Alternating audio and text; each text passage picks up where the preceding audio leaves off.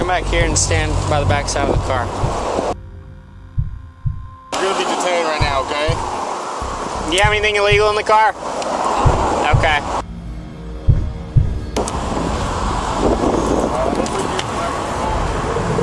What the fuck? Most police traffic stops are routine. A few questions, a quick check, and everyone moves on. But sometimes, a minor stop turns into something far more disturbing.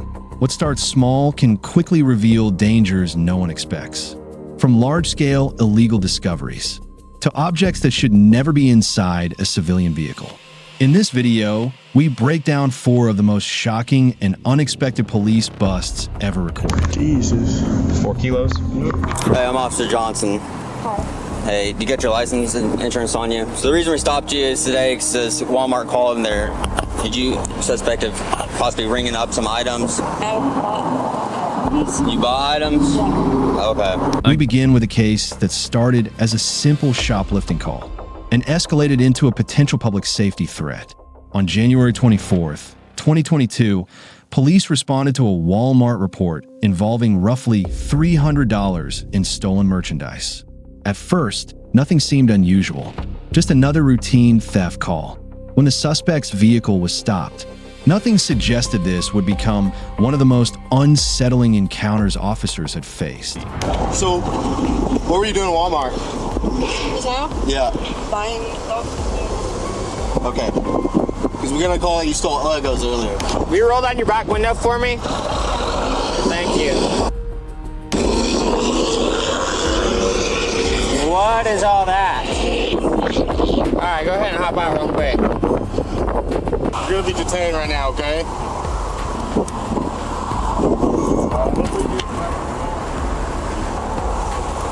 Bro! Yeah, go ahead and secure her. There's a fucking bomb in the back of that car. Like, a bunch of fireworks strapped together with, like, metal and shit and wrapped around. Explain to me what that device is in the back of your car that looks like a bomb. My boyfriend made that. Okay, sit tight. She denied the accusation, and the stop followed standard procedure until everything changed. Inside the vehicle, officers spotted the stolen items, and beside them, something far more alarming. A homemade device sat in plain view, constructed in a way that raised immediate concern. In an instant, the routine stop was over. We'll start a supervisor out here. It looks like there's some sort of explosive device in the back of the car that someone has built. It's got like 4 big ass fireworks, big old screws and shit all within that, and then it's got like a bunch of stuff wrapped around it. It's definitely made to cause some damage when it goes off. Officers shifted into precaution mode, aware that one wrong move could have serious consequences. Investigators needed answers. Who built the device? And were there more like it? The woman claimed her boyfriend had made it days earlier, but offered little explanation. All she said is that her boyfriend made it. So we probably want to figure out who boyfriend is and if there's any more at his house, maybe. So what's the deal in the back of your car? You said your boyfriend built it? I honestly I don't know nothing about fireworks except fireworks. I mean. Okay. What's your boyfriend's name? Zane. Zane? Yeah. Okay. When did he make that? Or? Like, yes, a couple days ago. Okay. Do you know why he made it or anything? He just made it because he said he wanted to make it. When he arrived at the scene, his behavior stood out immediately. Instead of concern, he asked if he could get the car back. That reaction told officers everything. What's up, bud? What's your name? Zane Bennett. Okay, Zane, come over here and hang out for a second. Yes, sir. Do you have any ID on you? My girlfriend had it on her. Okay. He knew exactly what was inside. Despite the tension, he remained calm, even as officers tried to determine whether the device was dangerous. Eventually, an explanation surfaced, almost absurd. According to him, the device wasn't meant as a weapon. It was a crude bundle of fireworks taped together. intended for reckless experimentation. Where'd you come from? My friend had brought me up here. So you're not on arrest book, but I'm going to detain you real quick because we got some things we got to talk about. So man, I'll just cut to the chase, and I'll tell you why we have like all this shut down and everything.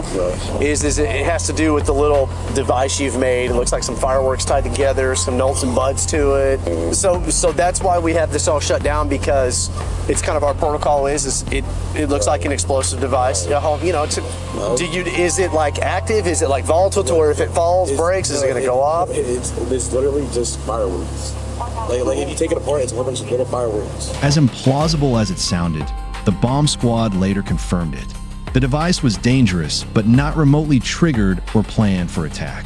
Still, charges were filed. He was charged with illegally manufacturing an explosive device, and the woman with theft. No one was hurt, but the next case would end far differently.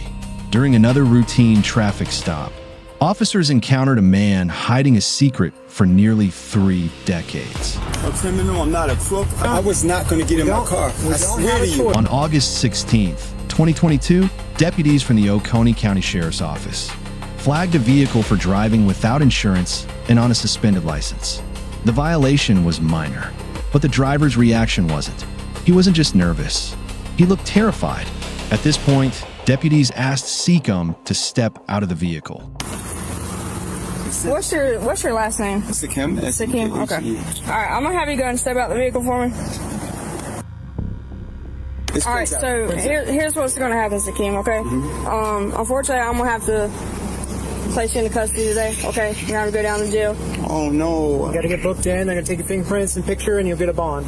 But because you're driving on a suspended license, you got to go down to jail. Sir, I did not know. I have children. I have a sick uncle, and I run the household. I got you. Unfortunately, No, I really we don't have a choice at this time. Please so put place you under Auntie- arrest. Go ahead, turn around, put your hands behind your back, please.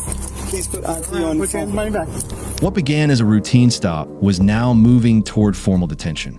Driving without insurance and on a suspended license required booking, a standard process that usually results in a fine and temporary restrictions. But Seacom's reaction was immediate and extreme. Instead of mild concern, he panicked. You set your phone up on the car. They put me under arrest right now. I don't know. For driving with suspended license. Suspend your license. I didn't know. And it's not even showing. Unfortunately, the law is different here in Georgia than it is in South Carolina. If you have a suspended license, you have to go down to the jail and get booked in. But sir, can you speak to my aunt? She has We're on speakerphone. She can hear us right now. Yeah. No, please speak to her. Please speak to her. I'm the only one that can help with my uncle that's sick in ICU right now. Sorry about that. Unfortunately, we're stuck. Please, sir. Please, sir. We're going to walk you to my daughter's car. Come on. Sir, please, my aunt is old. She's 80 years old. Sir, please. Do you have anything on I you will that's not. gonna poke I swear, you sickness at me? can. Please check me. Okay. Please check everything on I'm you. going to search you into arrest. See what says emergency 911? Yes. Face towards that for me. Okay, sir. Separate your feet out Yes, for me a little bit. Nothing in your pockets, right? Sir, please. What all do you need out of your car? Sir, I have a child at the house that they cannot take care of. What all do you need out of your car? Sir, I beg you. I beg of y'all. I will not touch my car. You can take my keys out. As officers explained the procedure, his anxiety only escalated. He repeatedly brought up family responsibilities, insisting his absence would cause serious harm. While nervousness is normal, the intensity of his fear stood out. The charges were minor. This was not a felony. This was not a violent crime. And yet, Seacom behaved as if everything was about to collapse. He pleaded, stalled, and searched desperately for a way to delay the process. Sir, I do for my entire family. Okay. Well, Do you know I don't have a choice here, man. I'm telling you that. I told you I was not going to get in my don't- car. we I don't swear have to a you, choice. I wasn't going to get in You my have a car. suspended license. You're driving a car without insurance. You got that taken care of. I've been doing it every you got day. suspended registration. You have to go down to the jail and get booked in. Just take your photograph. They're going to take your fingerprints. They'll give you a bond amount, and you can bond out, and then you can get on the way up to the hospital. But you can't drive. Sir, Have a seat for okay, me, please. Okay, may I speak after you? Have a seat for me. Are you going to Sit down, and then I'll listen to you. Okay, so what do you want to tell me? On everything, my aunt just had a stroke. My uncle just had a stroke 2.5 weeks ago. I'm here helping my family. I don't even know who can come and bond me out. I don't even know who can come and bond me out. I'm not a criminal. I'm not a crook. I look how old I am. Did you get a ticket or something? I didn't get take care of. I don't. Why would they suspend your license in South Carolina? Officers reassured him repeatedly, explaining he would be booked, bonded out, and released. Nothing helped. That's when suspicion began to grow. Experienced officers know one thing. People don't react like this unless they believe something far worse is about to surface. Despite multiple explanations, Seacom insisted he had done nothing wrong. He claimed the situation was a misunderstanding. Officers calmly repeated the process. Booking, fingerprints, photos, bond, release. Still, he couldn't accept it. He continued pleading, listing family illnesses and obligations, speaking as if even a brief detention would destroy his life. But one detail stood out. Throughout the encounter, Seacom maintained strong eye contact, a common attempt to appear credible. Then, at the exact moment he insisted most strongly on his innocence, his eyes dropped. That break proved nothing on its own, but it was a signal, a subtle indication that his words and the truth didn't fully align. This was still a minor offense, nothing that justified panic on this scale. Yet his fear only deepened. Officers remained patient, professional, and sympathetic. They even promised to expedite his release. Still, Seacom reacted as though this arrest carried devastating consequences. And in that moment, suspicion turned into certainty. That certainty was confirmed at the station. Once processed, Seacom's fingerprints returned an immediate match to a name he had not given. His real identity was Muhammad El-Amin. In 1994, Muhammad was wanted for a fatal shooting at a train station. After allegedly killing a man with a handgun, he vanished. For 28 years, he avoided capture. And in the end, it wasn't a manhunt that found him. It was a traffic stop for a suspended license. He now awaits trial, facing full charges, as violent crimes resulting in death carry no statute of limitations. As shocking as that was, it wasn't the most unbelievable stop. That distinction belongs to a case triggered by something as small as window tint. While patrolling a Florida highway, officers noticed a red SUV, with windows far darker than legally allowed. The stop was routine. Driver, can you roll down your back window, please? Thank you. Is this your car?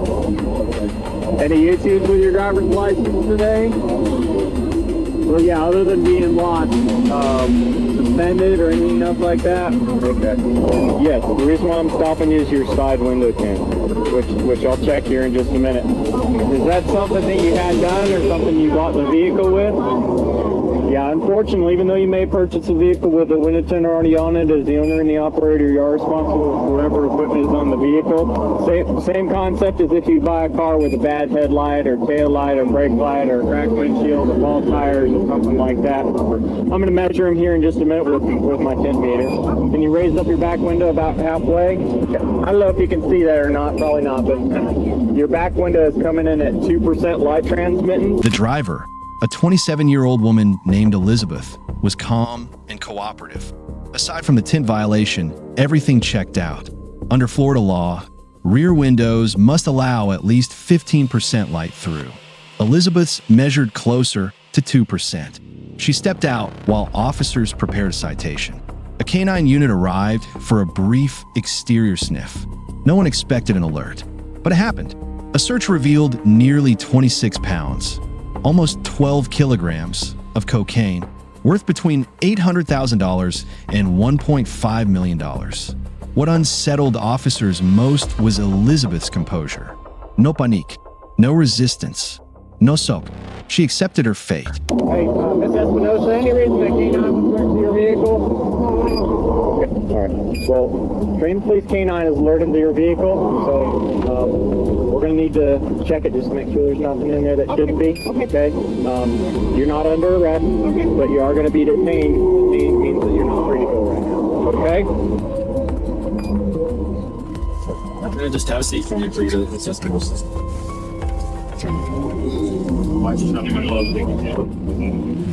ready now to go for my kids. I just got pulled over. Me acaban de agarrar. Me acaban de agarrar, estoy en Bush now, and I need to pick up my hands. Estoy detenida. Yeah. No, tienen en perro. I don't know. Me dijeron que because of the tent, they said the tents were too dark, and there's another one here in the K9 volvió algo, so I don't know. Elizabeth was sentenced to 24 months in prison, followed by supervised release, though investigators suspected her troubles went far beyond the court system.